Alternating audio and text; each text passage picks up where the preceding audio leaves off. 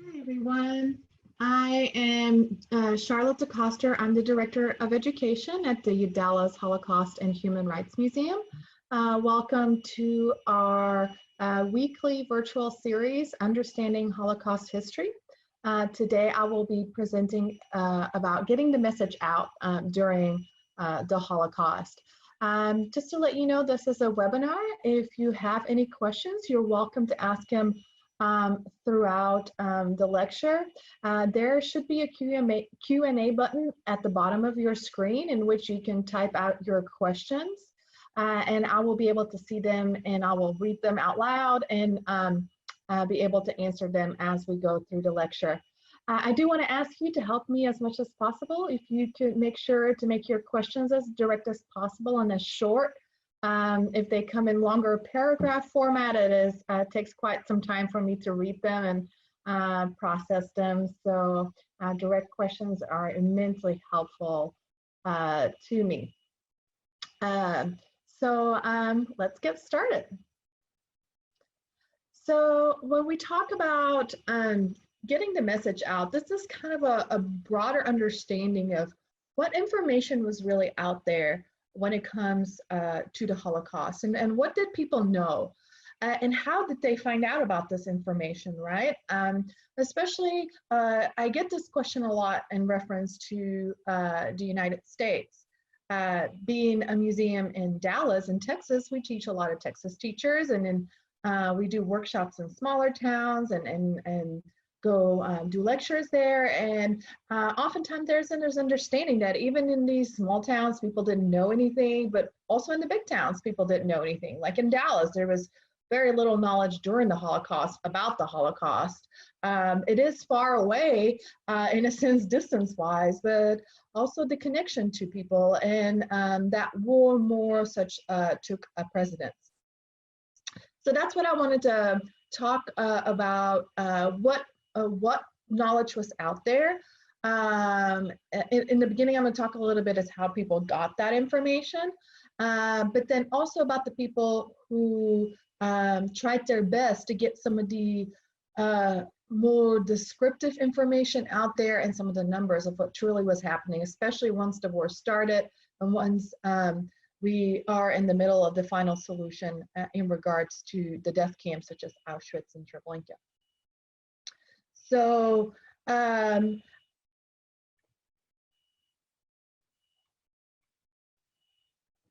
wanted to start first really quick in that period before 1938. And the reason I'm picking 1938 is because on November 1938, Kristallnacht occurred, which was the first big public open persecution of the Jews. Not that persecution didn't happen before, especially legal persecution had already happened up to that point, but it is the big public, huge event. So I want to take it before that, right? What did people know, and how did information come from Germany and spread through Europe and through the rest of the world? Well, first of all, when we think about the message getting out, the first way this message gets out really is already before Hitler comes to power, is mainly limited to Europe, but is through information that the Nazis are sharing themselves, is laying out the platform of what they politically represent, but also what their ideology represents. And of course, we all know Mein Kampf, which Hitler writes when he, or co-writes, dictates when he is in Landsberg's prison. But it lays some of the framework of this Nazi ideology and of race, space, and Lebensraum, and racial conquest needed. This gives the world a little bit the first taste of what Nazi ideology is really about. It for the first time has this small little references to the extermination of the Jews, but definitely that the big platform is laid that the Jew is within Nazi ideology the racial enemy, and it is the true enemy to Nazism, especially also compounding on that Bolshevism, and with that the Soviet Union communism as the enemy as well, and usually the linking of these two together. So more and more as we approach the war, and then within wartime, Hitler starts making some of these references towards extermination.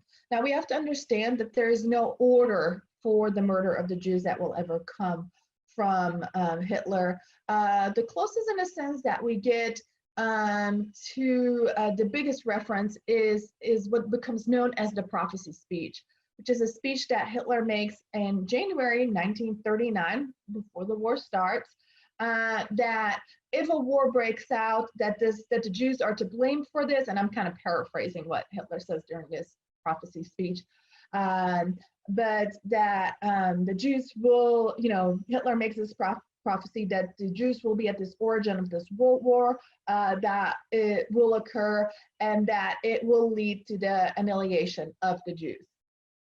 So this prophecy speech was widely broadcasted throughout Germany, and the world was aware in January 1939 of this speech and the words said.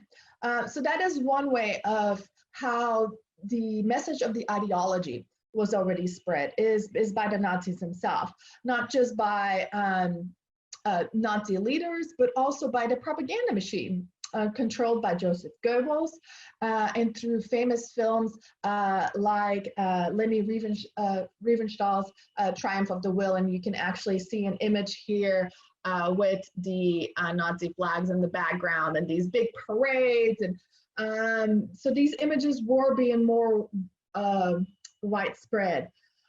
Also, the Nazi ideology doesn't go away when the Olympics happen in Germany, and the world gets a taste of it during that as well. So there is quite an understanding. How does that information get, for example, to Americans, right? Again, that's usually the question I get, is how do Americans get that information?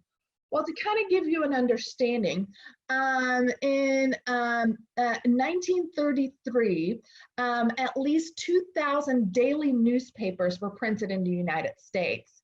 And most households at least received one of these daily newspapers. And a lot of that coverage, the coverage on what the Nazis represented and the persecution of the Jews, and other political opponents, came through these news reports.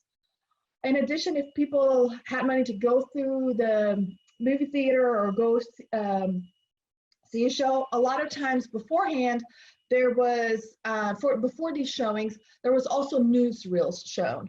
So people got information through that, and then through radio broadcast. So news was spread. Also, Nazi ideology came to the United States as well. Mein Kampf was published in October 1933 in English, and so that news starts sharing. So people were aware what was going on before Kristallnacht.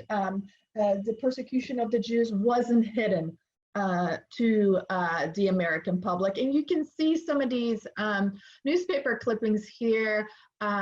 Berlin schools burn old books, and it refers to the book burnings soon after Hitler comes to power.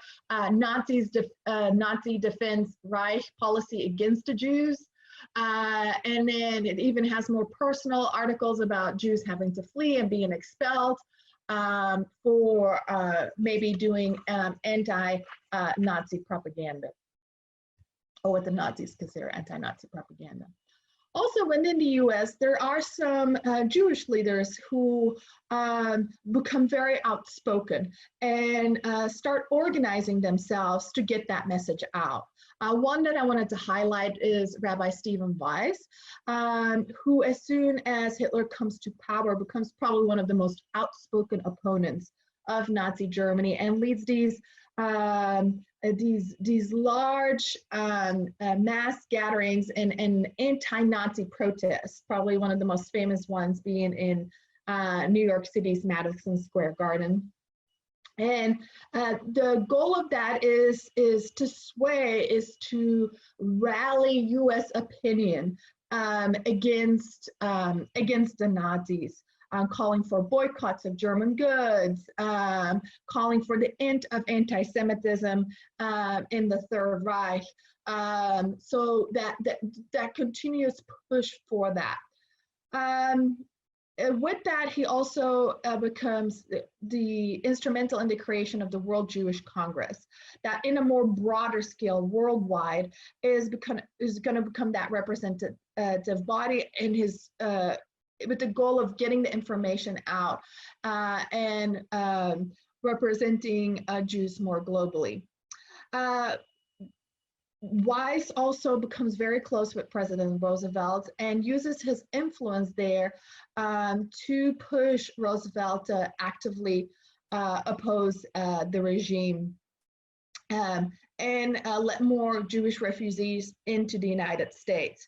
So this is kind of a highlight of a person who's trying to make that, who is trying to get the information out.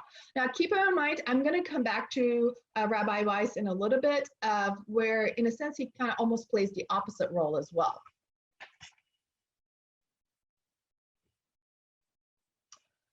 So 1938, Kristallnacht happens, and now across the world, people are seeing on the front pages across everywhere images of what the persecution of the Jews is truly like in Germany.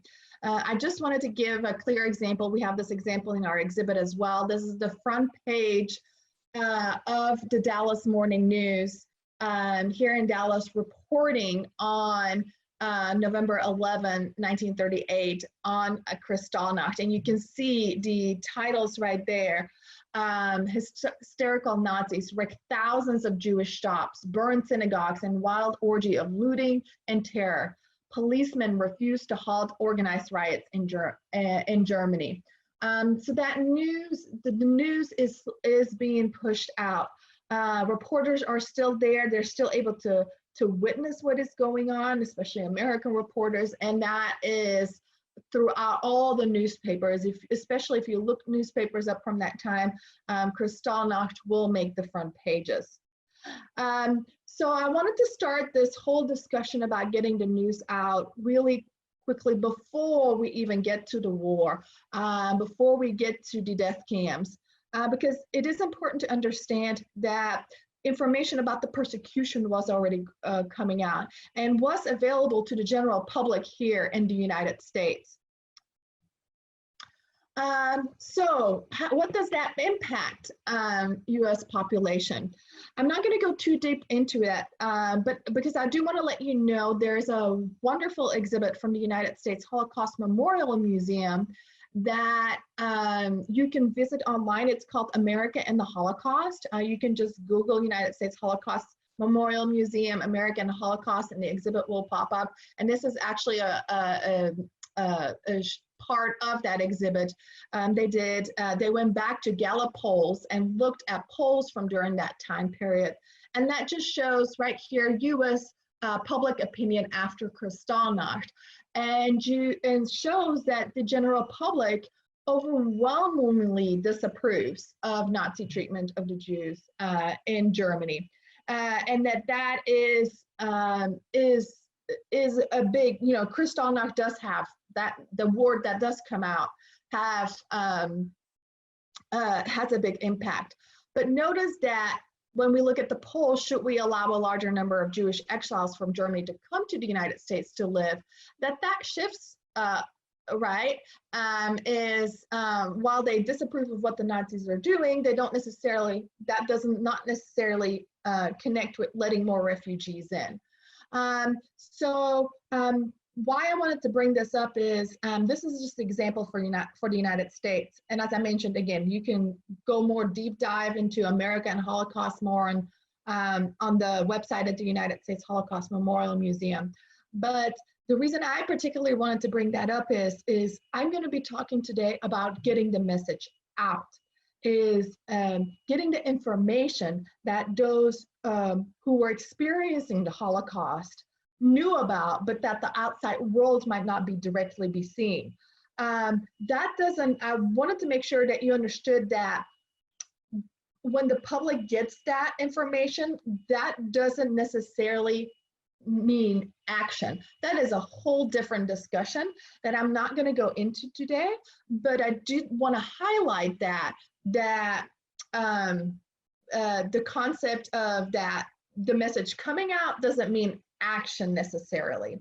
So I just wanted to make sure that you're aware of it, that I'm not going to go into that today, but that those two are not necessarily connected. So, okay.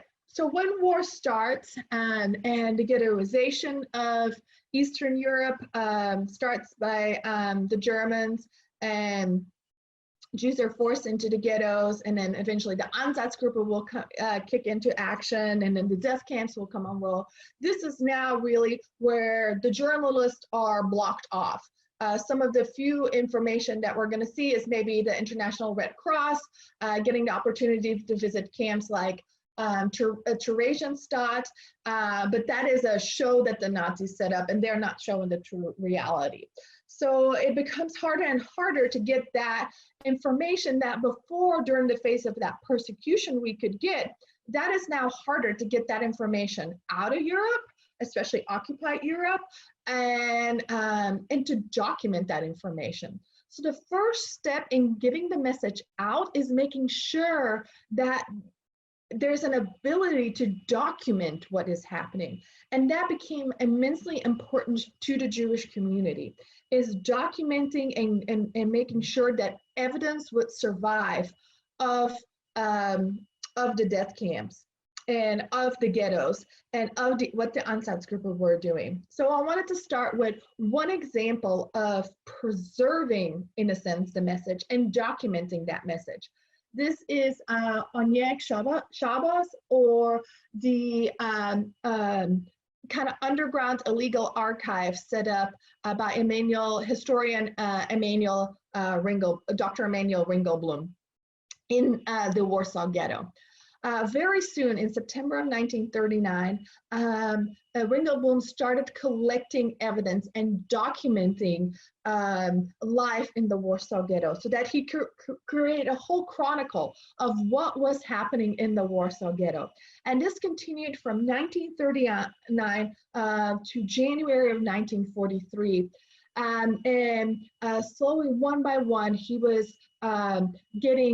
soliciting testimonies, writing reports. Dozens of volunteers were writing reports of what was happening, collecting documents from medical documents, government documents, but also essays, diaries, drawings, posters, advertisements, anything describing life in the Warsaw Ghetto was documented in the Onyek Shabbos archive.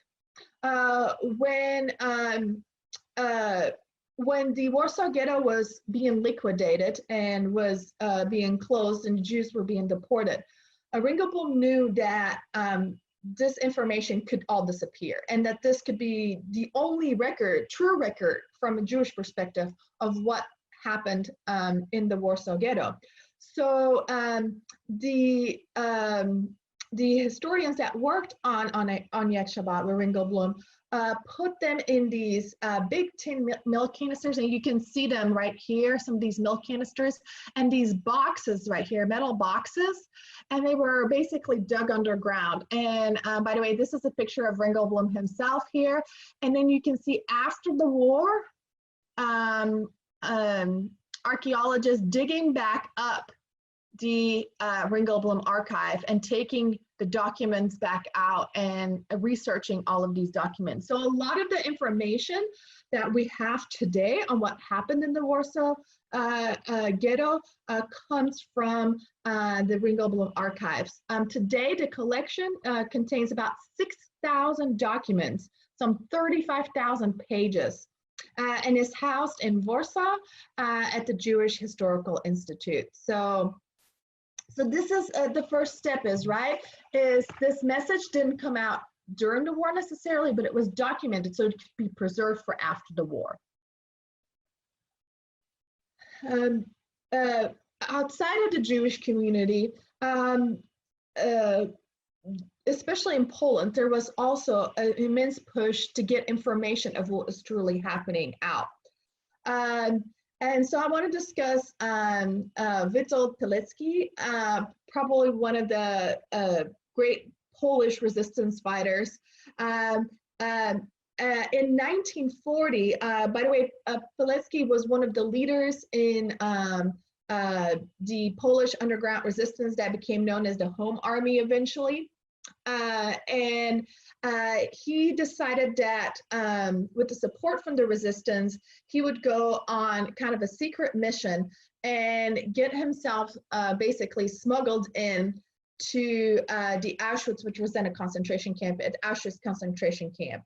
So in September 1940, Pilecki got himself on purpose arrested along with about 2,000 other civilians, and was sent to Auschwitz, where you can see he became number 4,859 or 4859. Here at Auschwitz, since Pilecki was one of the leaders within the resistance, he extended that resistance out at Auschwitz, creating the Union of Military Organization of ZOF, at Auschwitz, where he started creating different commandos to plan acts of resistance. One of these acts of resistance was getting information out of Auschwitz so that they could report to the resistance, and that the resistance could report this to the Polish government in exile. And that is exactly what started happening. In October 1940, the first reports started arriving out of Auschwitz into Warsaw among the resistance, and that information was sent on to the British government and the Polish government in exile. And so by March 1941, the Polish government in exile and the British government had some of the first reports coming in about what was happening at Auschwitz. Remember, this is before Auschwitz fully turns into a death camp.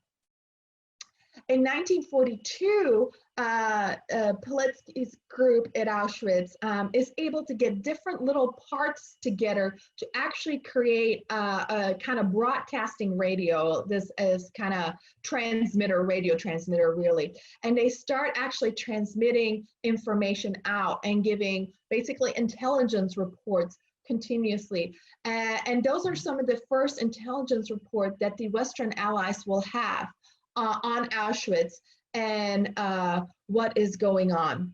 Of course, you know, we're talking 1942 now. Auschwitz-Birkenau is fully operating as a death camp. Pilecki understood that it was becoming very dangerous for him at Auschwitz. So he actually planned his own escape. And on the night of April 26 to 27, 1943, he is able to use the shift of guard, the guard shift, the change of the shift to sneak out of the camp and escape Auschwitz. This is great because not only does he escape, but he actually takes some German documents with him to have proof of all the information he's been pushing out, that he has some proof behind him. After that, he escapes, he officially writes his full report, which will become known as the first big complete report out of Auschwitz, known as Witold's report, or oftentimes shorter referred to as a W report. So really starting in 1941, the Pilecki is very important is because he makes sure that the Allies are getting the very first reports from Auschwitz, getting that very first message out. And please let me know if you have any questions. Please feel free to put them in the Q&A as I'm going through this. These are actually Pilecki's images upon his arrival at Auschwitz, his prisoner images. So the Riga telegram. So while Pilecki is the first reports to be shared with the Western allies. That's why he's very is very important. Is this first reports coming to the allies. It is not officially the first big report coming to the United States. Also, Pilecki was writing very much from a Polish perspective, is talking what was happening to the Poles at Auschwitz. The Jews were mentioned in there, but they were not the primary focus of Pilecki's report. The first big report that is really going to reference the mass murder of the Jews coming to the United States is oftentimes referred to as the Regner Telegram. The Regner Telegram was sent on August 8, 1942 by Gerhard Regner, who was the secretary of the World Jewish Congress. And remember, the World Jewish Congress, at this point, the president, the head of that, and one of the creators of that was Rabbi Weiss, who I just talked about, right? Who was one of the first ones to get the message of the Jewish persecution out in the United States. And Regner is a representative of the World Jewish Congress in Switzerland, and he's been receiving messages of what is happening, and sends this telegram to the through the State Departments to New York and London. And you can see some of the text here. This is actually a copy of the regular telegram. Received alarming report stating that the Führer's headquarters, a plan has been discussed and is under consideration, according to which all Jews in countries occupied and controlled by Germany, numbering 3.5 to 4 million, should, after deportation and concentration in the East, be at one blow exterminated. So this is, this is the first big reference to the full mass murder of the Jews. Unfortunately, this report is both in London and New York, and especially by the U.S. State Department, met with disbelief. The U.S. State Department actually kind of just waves it off as this kind of wild rumor created in this Jewish frenzy that is freaking out about what is happening in Europe. It is actually so much pushed to the side that Rabbi Weiss, as president of the World Jewish Congress, doesn't even get the information from the Regner Telegram until 28 days later, on August 28th, and he decides to make it not public. So while we do have that first, the Regner Telegram becomes the first official report into the United States about the mass murder of the Jews, it does not go public. We will need to wait a little later on that. So that brings me to Mr. Jan Karski. Karski, just like Pilecki, is a very unique character. In January, sorry, let me start here. Karski was working for the Polish underground. He had been a Polish POW and had been in a Polish POW in a German POW camp as a Pole, and had was able to escape there and had joined the Polish underground. And he had since 1940 been working as a courier for the underground, giving information and smuggling information from occupied Poland to the Polish government in exile, and going on these dispatch missions to France and Britain and Poland, and continuously traveling around. You can actually see the map of some of these expedition routes that Karski goes on. So quite highly dangerous, right? If he would have been caught there, he would have been executed on doing this. So in 1942, Karski is selected for a secret mission by the underground. And the Polish government in exile actually is the instigator in this as well. And they want, the Polish government in exile in London wants information what is really true and not, what the atrocities are that the Nazis are committed in occupied Poland.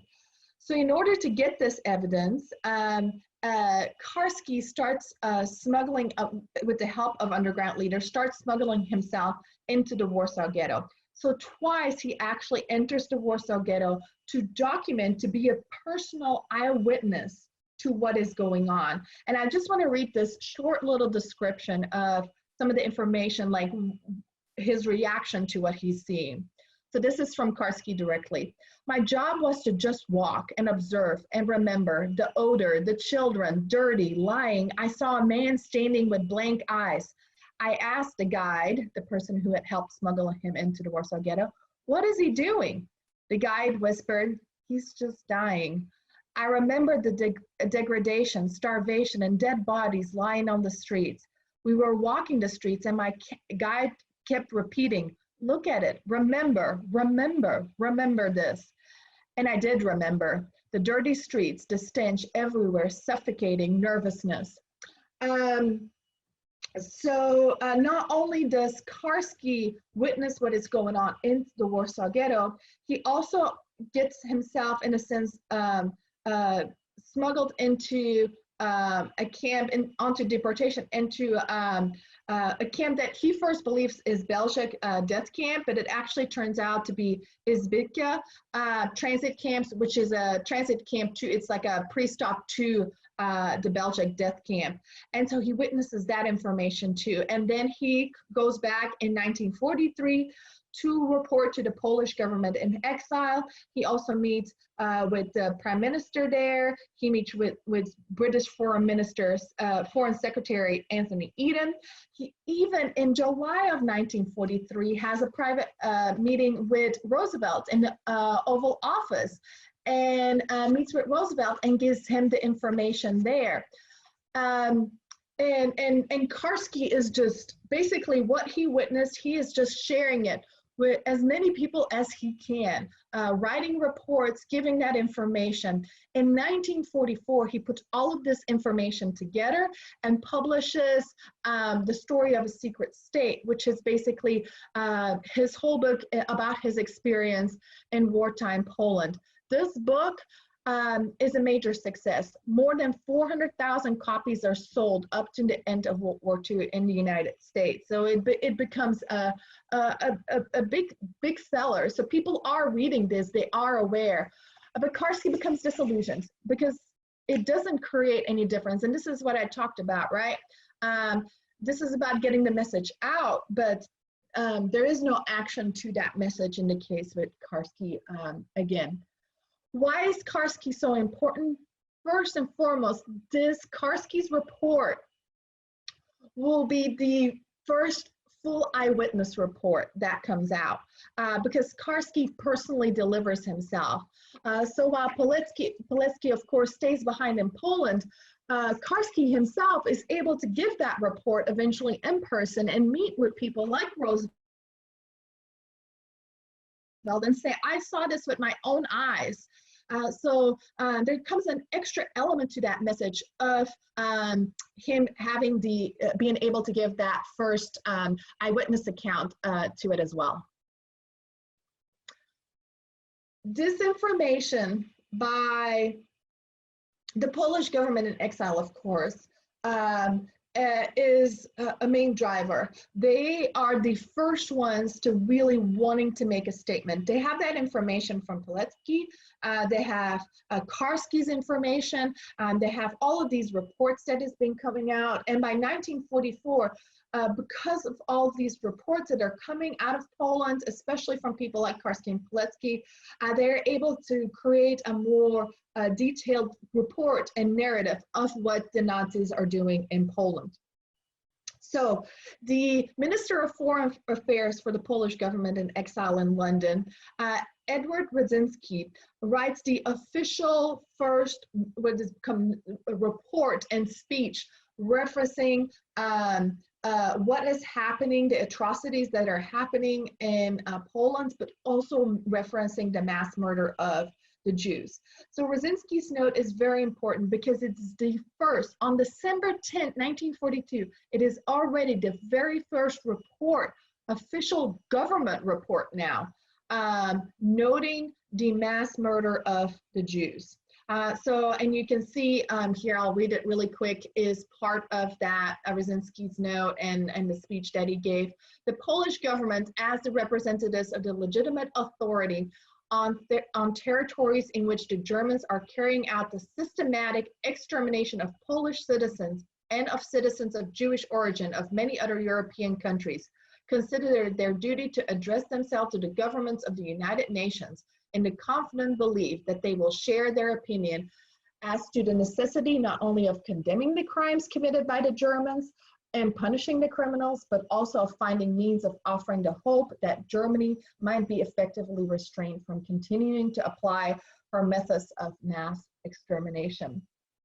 So Brzezinski's note is a huge message to the world of what is happening. So in 1942, the death camps are now in motion.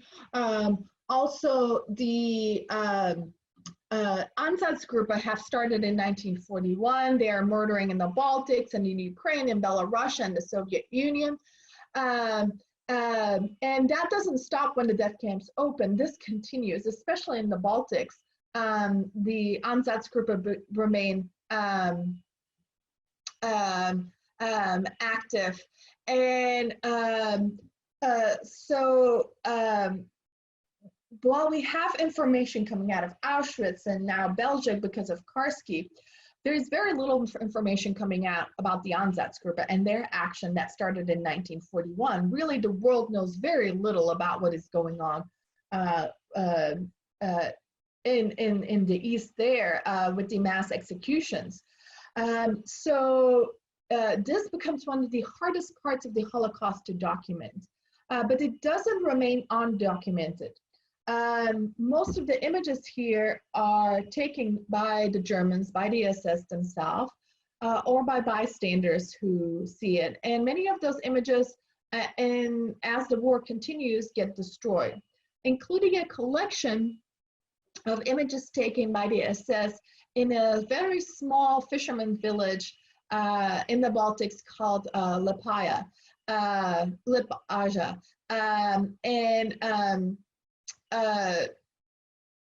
These images are taken, and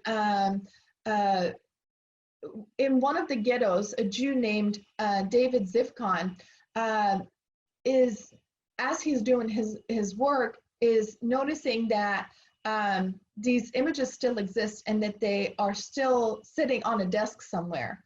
And he knows that they will be destroyed soon. So he actually smuggles those images out and the film rolls and makes copies of them. He actually has a friend of him who is a photographer in the ghetto, smuggle these images out and duplicate them, and so that he can steal the photos and keep copies of them. He returns the originals back. The originals do get destroyed, but they keep and hide the originals.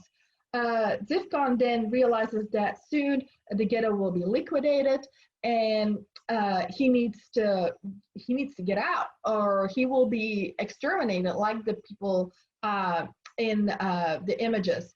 So he makes contacts with a friend outside of the ghetto called Robert Saduls, and Saduls actually takes Zivkon in with that, of course, the images, and keeps them in hiding. And these are some of the records that we still have of the murder of the Jews in these almost kind of very surreal settings, like the beach site here. You can see the image on top is one of the Zivkon images that was stolen. And then the image on the bottom here is Zivkon himself hiding in Robert Sadul's house. In the kitchen, they made kind of a hiding place, and you can see it's very tiny where he was hiding until the Baltics were liberated by the Soviet Union. So again, this becomes another way of Jews acting, understanding that their word might not be enough after the war, and that some kind of evidence needs to be preserved, that this information needs to come out.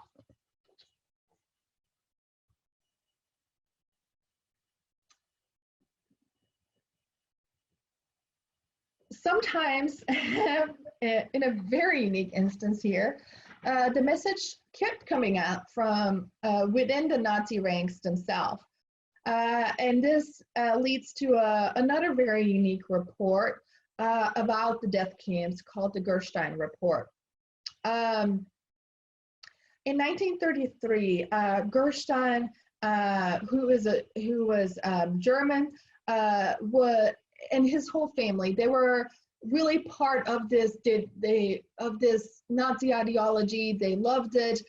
Gerstein, Kurt Gerstein, who you can see here, actually joins the SA already in 1933. But soon, as a very strong Christian and part of the confessing church,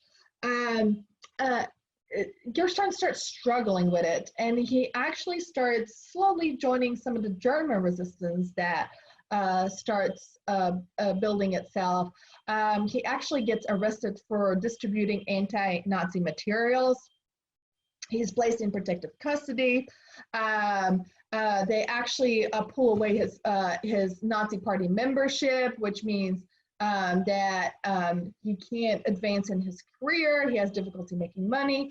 So eventually his father, who's very influential, asks help from some powerful party members, and he is reinstated back in June of 1939 within the Nazi Party. So he goes through this phase of resistance and then just joins the party again in 39. In early 1941, all of a sudden Gerstein joins DSS. And at this time, he's been for 2 years a loyal party member, so he is actually accepted into DSS, especially because he has a very strong technical education with specialization in disinfection services, which you can see in here in a second will lead to him rising up really quickly in the SS. But Gerstein doesn't join the SS for just to be a Nazi. Actually, in letters to his wife, we now know that Gerstein joined the SS because he was already acting as an agent for the Confessing Church, trying to figure out what the Nazis were really doing and what was really going on, to report on what the actions of the SS were. So he was really, in the sense, infiltrating the SS. In 41, Gerstein keeps climbing up to the point that he starts working with Christian Wirth and Odilo Globnik, who become basically the technical experts. They are the chemical and technical experts providers for the death camps. And so Gerstein actually becomes one of the suppliers of Zyklon B to Rudolf Höss at Auschwitz. And he's the one that starts making the negotiation between the Deges company and Höss to keep delivering Zyklon B, the poison used in the gas chambers at Auschwitz. In his role as this, Gerstein, in August of 1942, is invited together with other leading SS men to witness the gassing of about 3,000 Jews at Belgic. And then from there, the next day, he goes on basically this SS field trip to Treblinka, where he sees the piles and piles of clothing and objects taken away from the Jews before they are gassed. It is coincidentally that a few days later, when Gerstein is in Warsaw, that he has, and he's actually on a train from Warsaw to Berlin, that he meets a Swedish diplomat. And this is important because Sweden was neutral at this point. And Gerstein realized that this was a way for him, the information, what he had witnessed, that this was an opportunity for him to get that to the outside world. So this diplomat, Gohan van Otter, he basically tells him everything that has happened, and he shares that information with him, and everything that he saw. Unfortunately, Gerstein doesn't have a concept, we don't know if he didn't have a concept of what exactly was going on, but he just keeps talking about millions and millions, and Van Otter probably, did not realize the true magnitude of what Gerstein was really saying with them. So Van Otter passes it to the Swedish Foreign Ministry, but that's where it stops. It never gets passed on to the Allies. Probably the Swedish government thought it was an over-exaggeration and wasn't sure what was going on there. Meanwhile, Gerstein is not giving up. He also tries to make contact with the Vatican through Swiss legations in Berlin and through the Confessing Church to get this information out. So between 1942 and 1945, he's continuously trying to, with both diplomatic contacts that he has and religious contacts that he has to the Confessing Church, is trying to get what he witnessed, is trying to get that information out. Unfortunately, this has little effect. Little of this actually goes beyond the people that he actually talks to. So on April 22nd, 1945, Gerstein, when Nazi Germany surrenders, Gerstein voluntarily gives himself up, actually to a French commander. And he immediately tells them, I have all these reports about the death camps of what has happened in the East. I need to report on this. So Gerstein is transferred as a war criminal to a military prison where he writes these reports, and these become our very first official German reports of Belgic and Treblinka. And then unfortunately, in July of 1945, Gerstein commits suicide, or allegedly commits suicide. And with that, again, the reports end and that eyewitness account ends. So this is a case, again, where the message that Gerstein was trying to get out falls on deaf ears. Okay, I have a few more I want to get through because some of these last two ones are connected again with Auschwitz and are very important. First, the Auschwitz Protocols. Up until now, a lot of the information coming out of Auschwitz has come from the Polish government. This changes in June of 1944, and two Slovakian Jews, sorry, I'm catching my breath here. Rudolf Verba and Alfred Wetzler escaped Auschwitz in April of 1942. And they make it back to Slovakia, and there the Slovakian Working Group, which is a Jewish council, typed up reports that were later also translated into German to be pushed out to Switzerland with specific details about Auschwitz. And you can see some of these details here. They make sketches and drawings of the crematoria and where everything was located at Auschwitz. They also make listings of daily numbers that were arriving. This was important because in June of 1944, Jews from Hungary were being deported to Auschwitz in mass numbers, and this was an attempt to stop this and plead to the Hungarian government to stop these deportations. This report becomes known as the Auschwitz Protocols, and it probably is the most detailed record that comes out of Auschwitz before the end of the war. It is also translated into English and then published in November 1944 in the United States by the War Refugee Board. So again, another big report that comes out before the war has ended. Remember, at the same time, Karski, so in 44, Karski's book is coming out, the Auschwitz Protocols, a lot of information about Auschwitz is reaching governments and the public as well. But again, this is all drawings and eyewitness reports, but we don't actually have any physical evidence whatsoever yet of the death camps. And that is the hard part, right? Is you can't just stroll into Auschwitz, even if you do make it in there, take pictures and walk back out, or at Treblinka. The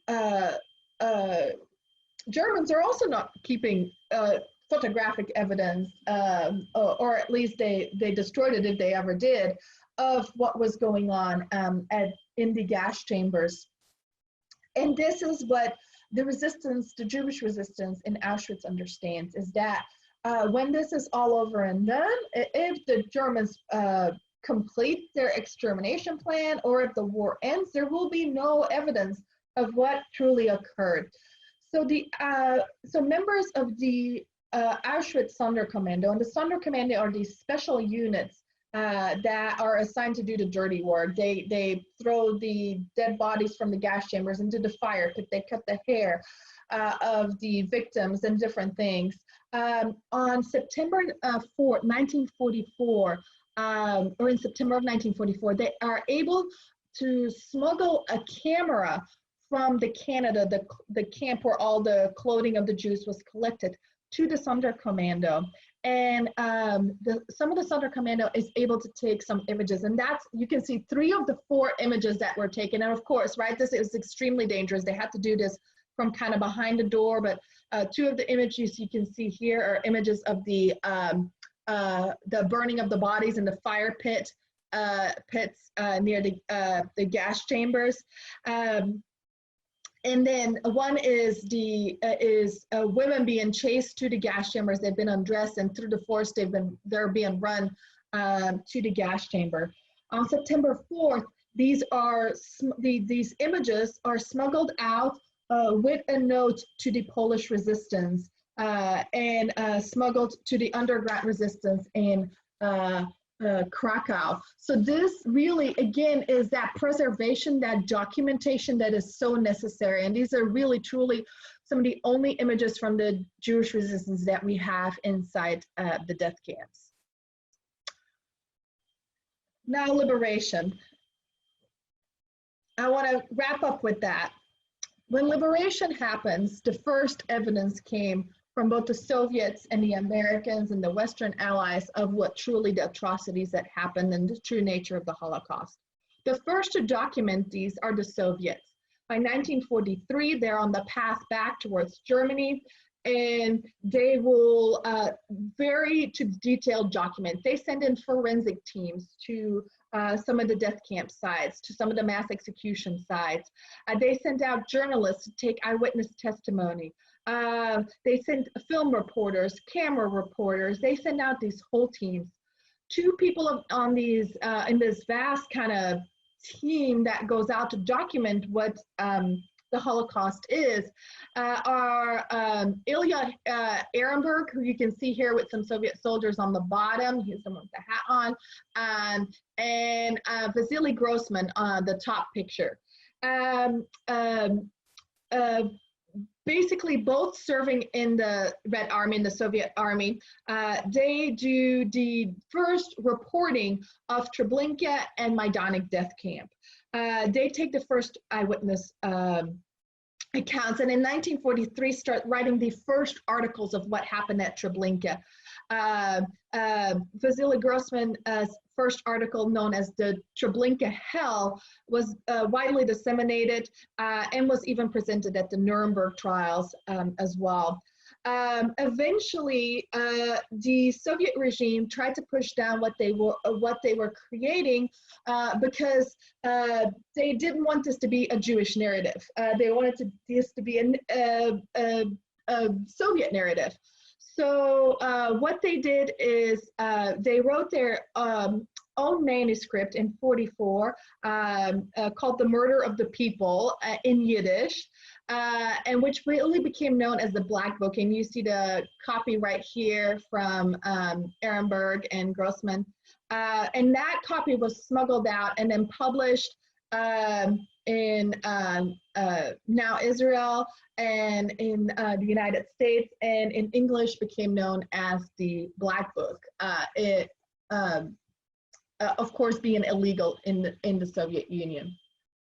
finally, Eisenhower. I want to wrap up with him is because Eisenhower realized that these atrocities of the Nazis had to be documented as well, not only for judicial purposes to put the Nazis on trial, but also to make sure that people understood what truly happened. So the photographic evidence, what the Soviets are doing in the East and documenting what is happening there, Eisenhower really instigates in the West as well. And it is that combination that leaves us with immense records and getting that message out. Eisenhower bringing in politicians, bringing in people to come witness what is going on. You can see here his message to Marshall to come and bring ear and have leaders of Congress come witness what is going on, becomes the big role in that. So you can see throughout the Holocaust, people are trying in various ways to get that information out and get that message out.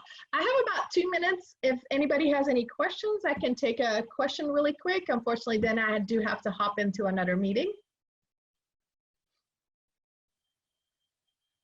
And again, you can put the questions in or your comments in the Q&A.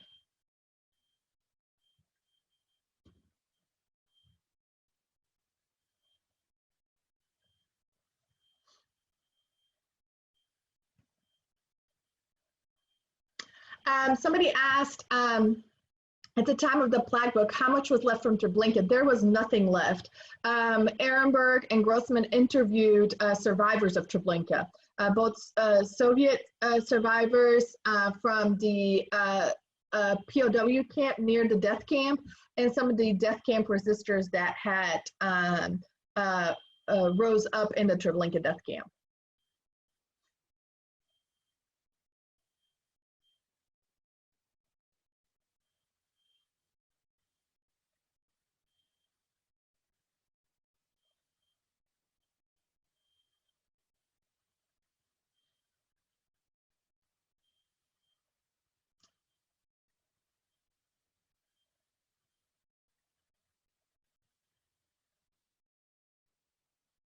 Okay, thank you so very much for joining us. I wish you well and have a wonderful day. Next week, our series will focus on Nazi propaganda books, and will be led by our museum's archivist, giving you a little highlight into the artifacts at the museum and talking a little bit Holocaust history.